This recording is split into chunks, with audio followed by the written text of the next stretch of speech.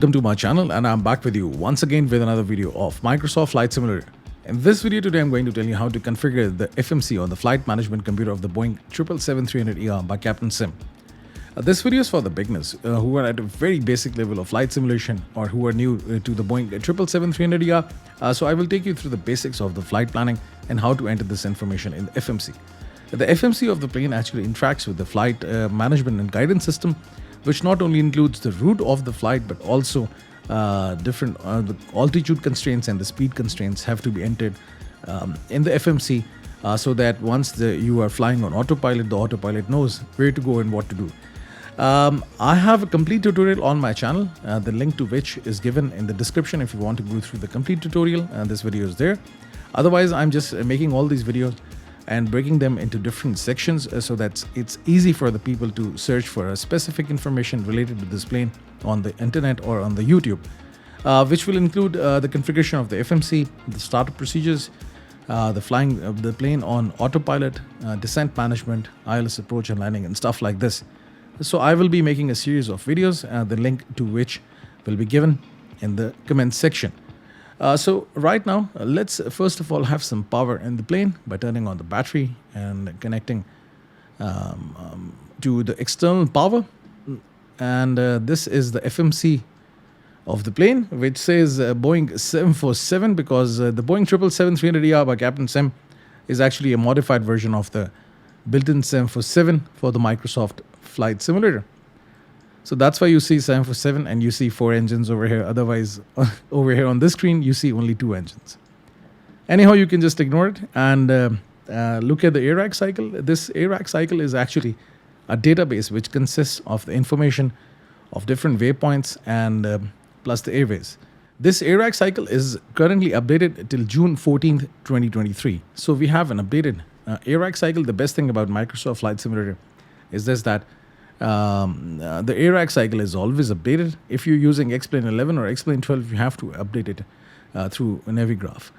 So once I'm in the flight planning part, I'm on the SimBrief, I will tell you about this. But anyhow, you don't have to worry about it if you are flying in the Microsoft Flight Simulator. Let's go back to index and let's see what information has to be entered in the FMC. First of all, you have to enter the position information and then the performance information, thrust limit for the takeoff and the takeoff performance. So this information has to be entered in this sequence, and then you can program the FMC and you can carry out a complete successful flight. First of all, let's go to position, and you have to enter the reference airport, which is EGLL. This is the ICAO code for the Heathrow International Airport. Then you will see this option. If you see anything in the FMC with these squares, it means this has to be entered. This information has to be entered in the FMC. So first of all, we have to set the iris position. This is actually a system with the help of which the plane knows the GPS coordinates of the plane itself. So you have to enter this information. Simply copy this and then press this soft key adjacent to the set iris position. And this is entered. IRS is actually inertial reference system of the plane. So this is now done. Then we have to go to this option route, and we have to enter the route information, which includes the origin and the destination. So origin will be EGLL and destination will be EDDF, which is Frankfurt.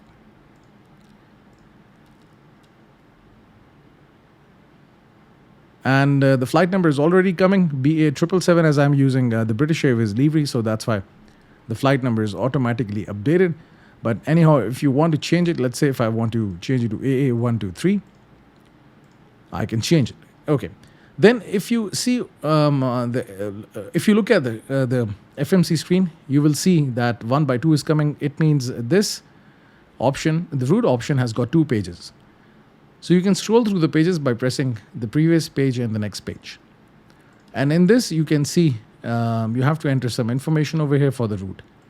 So we will get this information from the SimBrief, but before this, we have to decide which runway we will use for the takeoff. This information is given to you by ATC if you are using an ATC communication, but if you don't use the ATC communication, then it's a very simple way to do it. Simply go to this communication option and click ATIS. ATIS is a frequency on which the weather information is given. As you can see, this weather information is coming, and right now you can see runway 27 right and runway 27 left are in use. So we have to select any of these runways. For this video, I will be using 27 right for the takeoff. So let's go to SimBrief and make a flight plan, and then just come back here and do rest of the planning. So this is the simbrief.com interface, and it's a site where you can make flight plans. It's for free. The login is for free. But there is one catch to it, and the catch is that if you want to have an updated ARAC cycle, which consists of all the information of the waypoints and the airports, and plus all the information related to the flight planning, then you have to have a NaviGraph subscription in order to have an updated ARAC cycle. Right now you can see that my ARAC cycle is updated, and it's up to date because I have got the subscription of the NaviGraph. And NaviGraph subscription is required in order to access the airport charts and everything. So it's important to have this information with you. If you can get hold of the airport charts from the Google, it's good. But otherwise, I will recommend to have a NaviGraph subscription. So let's start with the flight planning. Over here, you'll see that you can make a flight plan by going to this option, new flight, and then you can just fill in all the information, and the flight plan will be prepared for you by the SimBrief. Right now, EGLL is Heathrow International Airport's ICAO code, not FGLL, EGLL. And that's it. And I will be going to EDDF. Now, the alternate airport can be any airport. You can enter the airport yourself. Otherwise, just leave it to auto, and the SimBrief will automatically select an airport for the alternate option. If in case there is any issue in Frankfurt, you can then just go back or to Heathrow or to some other airport as per your flight plan, whatever you have prepared. Right now, you have to select the aircraft time, and the aircraft type is Boeing 777-300ER.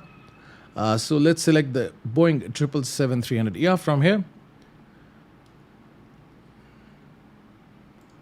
Now in the SimBrief, over here in this box, in the drop box, you will see any other plane which is not configured in the SimBrief, which is not in the database of the SimBrief. Then you have to select some other options. Let's say for headwind simulations, Airbus A330, as this plane is not in the SimBrief.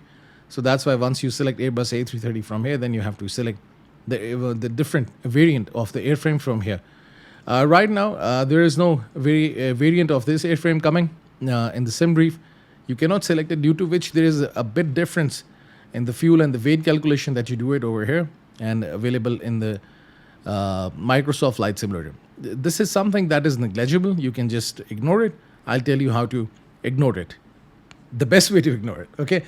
So right now, the ARAC cycle, you can see it's updated. But if your ARAC cycle is not updated, then you will see the previous dates for the ARAC cycle to which you have information. It's always have to have an updated ARAC cycle, as I told you before, because then if you get a waypoint on an airway in this flight plan, it might not appear in the Microsoft Flight Simulator, because the Microsoft Flight Simulator database is updated with the latest airways and the waypoints and the airports. So that's why I was telling you it's important to have an updated ARAC cycle. The departure runway is automatically selected at 27 right. Otherwise, I can just change it from here. Okay, and the arrival runway is 25 left. I can select any of the runways. You can see Frankfurt has got different runways. This is 25 left, center, and right. And then seven left, center, and right. So you can select any of the runways that you want to land. I will be using 27 center. That's it. And then you can see the flight plan is updated. So as now I've updated the runway, there is something really important I wanted to discuss with you, and it's the cost index. Cost index is actually a number from 0 to 100, which determines the fuel burning rate. The smaller the number, less fuel is burned, but the range is very high. So you can go to a maximum range of the plane. And if the number is a bigger number than 50, 60, 70, or 80, then more fuel is burned for greater speeds, but the range reduces. So it's totally up to you. As you're using the flight simulation, so you really don't have to worry about it. I keep cost index at 80. It means the fuel burning rate is very high, the speed is very high on the autopilot, and but the range reduces. So up to your flight plan. If you want to change it, you can change it accordingly. And what else is required? Altitude. I will be flying at 38,000 feet. You can select this altitude over here, or you can leave it to auto if required. Then extra fuel. I will be not carrying any fuel. The extra fuel. And passengers, I will be carrying full passengers, which is 386. And freight, I will set it to auto, which will be automatically selected by the SimBrief. Now, there is nothing else. You can see that the flight plan is now updated and the route information is coming, and it has got some information. I will just right now explain it to you. What is this? This flight information consists of 4 things. First thing is the SID. Second thing is the star. And in between is your airways and your waypoints. So what's a star and what's a SID? So first of all, let's have a look at the SID and the star. Once you take off from a runway or from an airport, there is actually a procedure to actually fly out of that runway or from that airport. So this procedure is actually defined in the SID. Let's say if you look at this flight plan, it is taking you to DET. So DET over here is the point over here on your flight plan. Before this, all the information is your SID, which is the standard instrument departure. It determines the speed, the altitude, because at times there are ceilings. You cannot go higher than a certain altitude. Let's say from Heathrow International Airport, if you are flying in this direction and you were using this waypoint, till this waypoint, your altitude should not be more than 6,000 feet. And there are certain speed restrictions as well, so you have to follow all those restrictions for the speed and for the altitude. So these are defined by the SID. So every runway and airport has a SID, a standard instrument departure. Similarly, for the arrival, there is a procedure to arrive at the runway. If you just look at it, there is a procedure. You will come to this option UNOCO. This is the last point. And afterwards, whatever is populated, it's based on the star, which is standard terminal arrival. And similarly, it will also tell you different restrictions for the speed and for the altitude during your flight plan. So this is your SID and the star. It's very easy to understand. It's not really difficult. Once you are entering the flight plan in the FMC, I will tell you how to select the SID and star in the flight plan. Now, for the airways and the waypoints, it's very easy to differentiate between a waypoint and an airway. Anything that's coming in the alphabetical values is your waypoint. So DET is a waypoint, DVR is a waypoint, Conan is a waypoint, and anything in alphanumeric value is an airway. If I also click this option, you will see lots of airways, so you can differentiate that all the waypoints have alpha values, alphabetical values, and the airways have alphanumeric values. So it's very easy to differentiate between the waypoints and the airways. This is required because in the flight planning, once you are entering this information in the FMC, you have to enter the waypoint and the airway. So let's get back to the Microsoft Flight Simulator and start configuring the weight and balance, the fuel, and plus the FMC. But before this, let's generate the flight plan. And after generating the flight plan, you will see this page, which will have some information related to the flight plan summary, and the load sheet, and plus the route. You can also view the PDF, but as for the beginners, I will just recommend you just to stick to this page because this page has enough information to fill in the information in the FMC. So we will just stick to this page.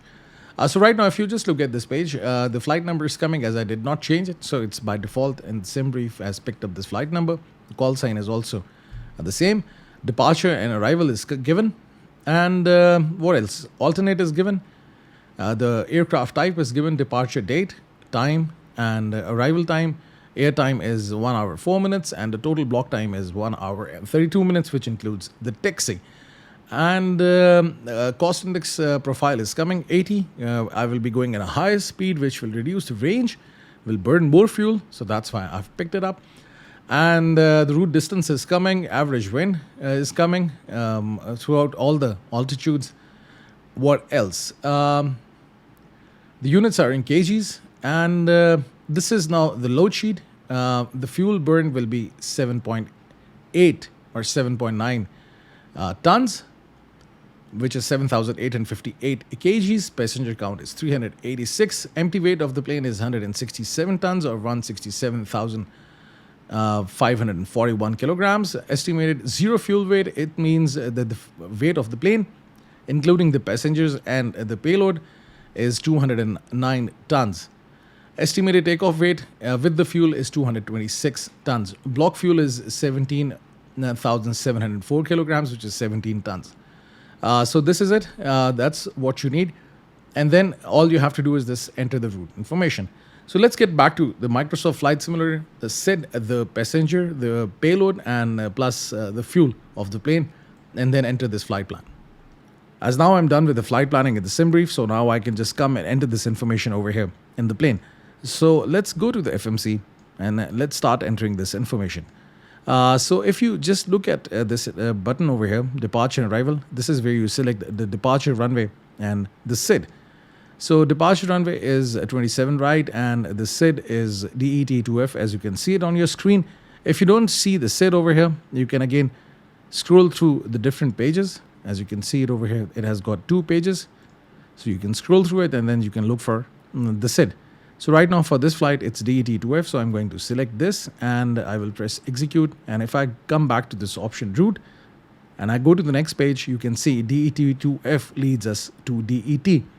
Then we now have to enter the rest of the flight plan, and let's start entering this information.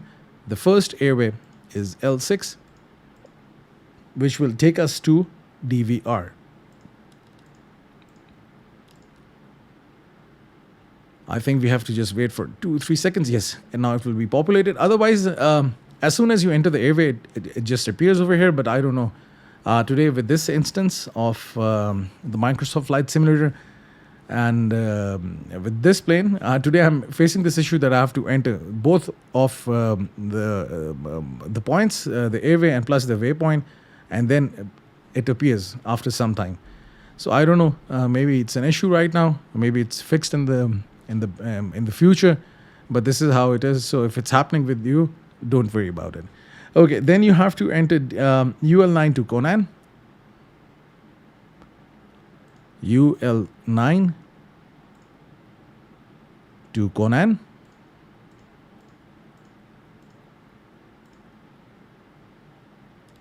Now you can see for Conan, there are basically 2 GPS coordinates coming.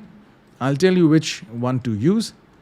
There are 2 ways to do it. If you're using the charts from the Navigraph, then you can simply go to the charts and you can refer to the flight plan, and then you can get the GPS coordinates of this waypoint. So let's say for Conan, you can click over here and you will see the GPS coordinates.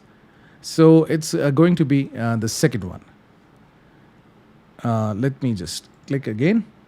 And as you can see, this GPS coordinate relates to this one. So you can select the second one. Otherwise, if you're not using the charts, what you can do is this. You can select the first one.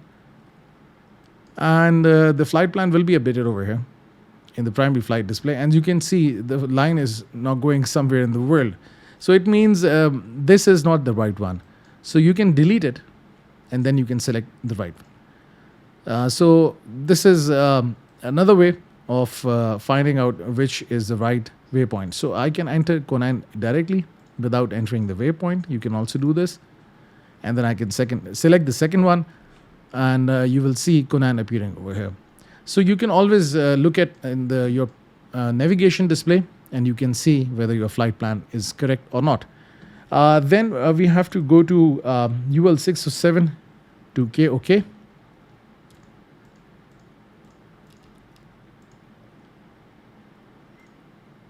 Right now you can see this airway is coming directly, not like the L6 TVR.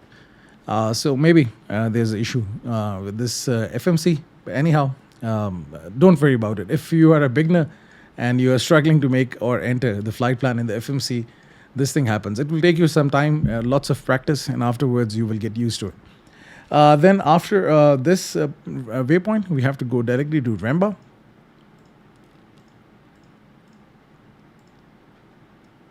And then I can press this button, next page, go to the next page and enter this information over here. UL 607 to SPI. This is another airway. And this is the next waypoint.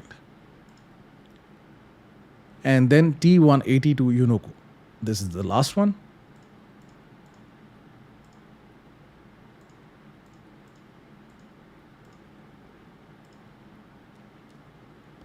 And that's it. Now you have to select the arrival runway. This will be 25 center, ILS 25 center. If you don't see the runway, again, you can scroll through different pages and you can then select the runway. And for the star, I will be using, you have to go back. Selected Unoko 4A. This is the one. And that's it. Now you are seeing another option that's coming as a transition. There are basically 3 transitions: CHA, DF526, and MTR. This can be ignored, but in this flight plan, if you ignore it, your flight plan is not correct. I'll just tell you what happens. So if you press execute and you go over here in this option legs, you can scroll through the flight plan and see whether your flight plan is correct or not. So let me just adjust the zoom and just go through different steps of the flight. So if you press this button on the FMC adjacent to step, you can go through different waypoints and airways and you can see whether your flight plan is correct or not. So far the flight plan is correct, there is no issue, but right now you can see that just right before the final approach, CHA is automatically selected. So this is actually not the transition. In some cases, this will not happen, but if you are landing at Frankfurt, this might happen. So you have to select the right and the correct transition. So if I go back to this option, arrival, and if I want to select DF526, because as you can see it over here on your screens, let me just go back. Yes. Let's go back to arrival once again. You can see DF526 is appearing over here. So you have to go directly to this point, red go, and then go for the final landing. So you can select DF526. Otherwise, there's another way to find it. If you have access to the Navigraph charts, you can go here and you can go to this option star, standard terminal arrival, and then just select the star that you're using, Unoko 4A, as you can see it over here. Click this and you will know about the transition, which is coming over here, DF526.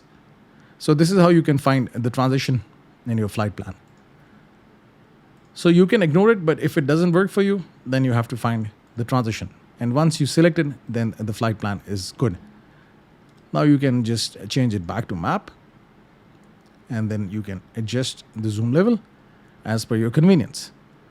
So now this flight plan is ready.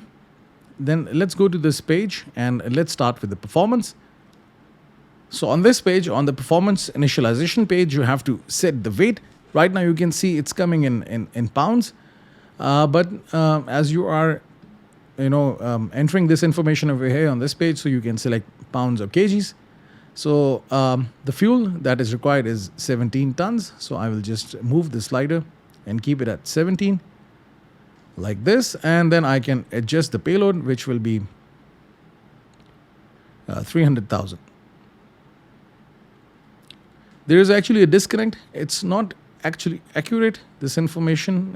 There is a difference in the SimBrief flight plan and plus the interface over here. So you can just ignore it. You can enter your own fuel calculation or your own weight. It doesn't matter.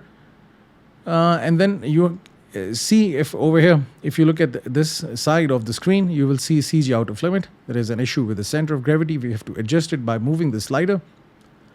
So just move it till the time you stop seeing this error.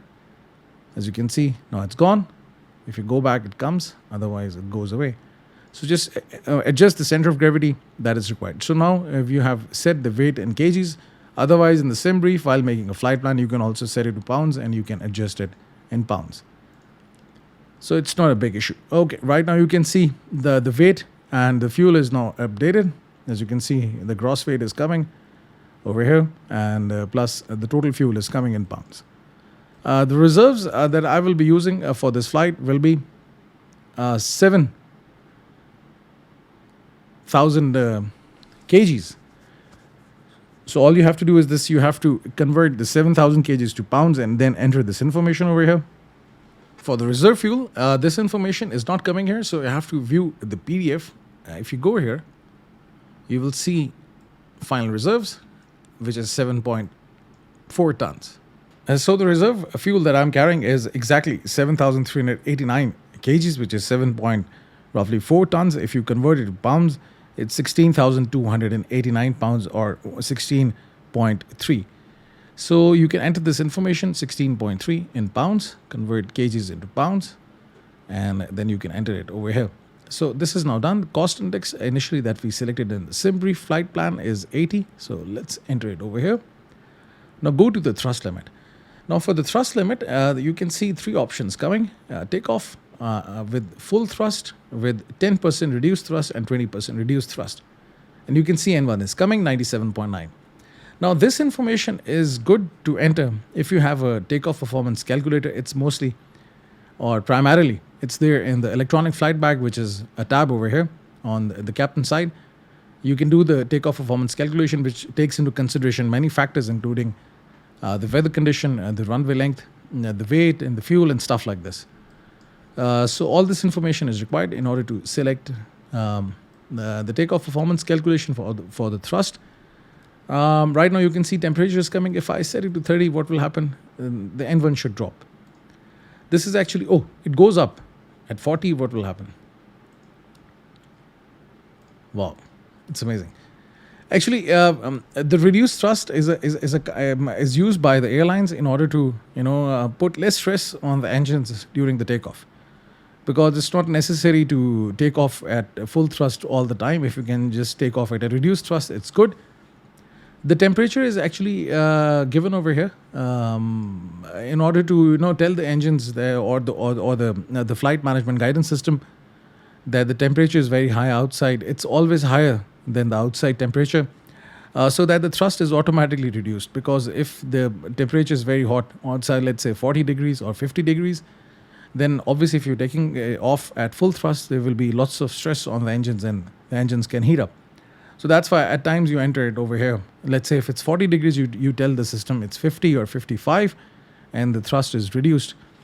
So this is useful if you have a takeoff performance calculator. If you don't have, then simply just go with the information that you have. Select, just leave it over here as 20 degrees, and then you can adjust the takeoff thrust. By the way, if I was entering 40, it should go lower.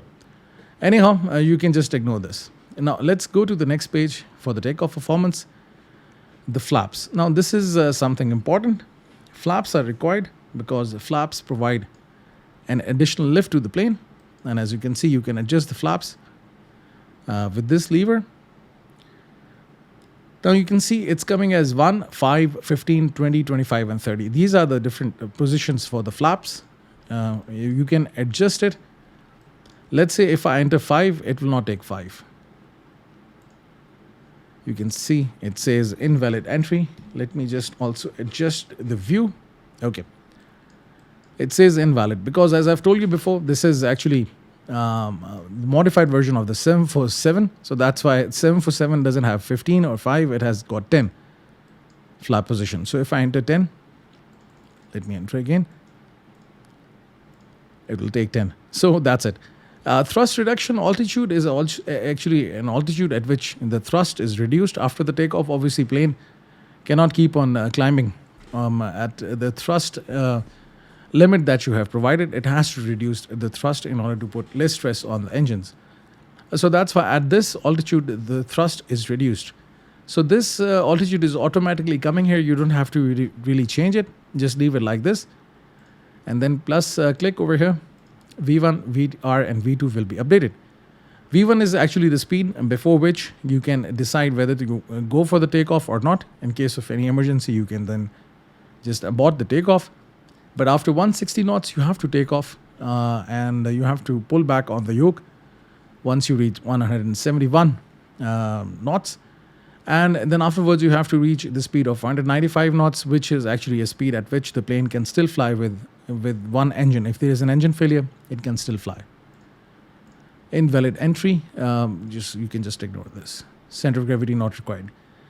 So that's it. Now we have configured the FMC. If I go to this page again, you can see that we have entered the position information. Then the route is entered. And we have checked the flight plan. It's working good. Performance we have given. Thrust limit, it's up there. And takeoff information is here. So that's it. You can leave this page for the flight.